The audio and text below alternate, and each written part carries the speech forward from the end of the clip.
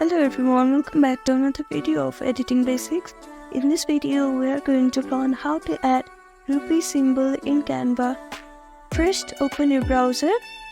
Now on the search bar, type in canva.com. This is the home page of the Canva website. Here on the top right corner, you can see Create a Design button. Click on it and choose your desired template. Here I'm choosing this one. After that, you can see different options on the left side. Click on the elements and on the search bar, type in rupee symbol. Now if you click on graphics, you can see different options that you can choose from to add a rupee symbol.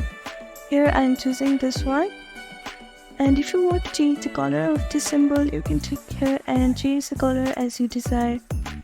This is it for today's video. I hope this video was helpful to you. Please do like, share and subscribe to our channel. And don't forget to comment down below if you have any queries. Thank you.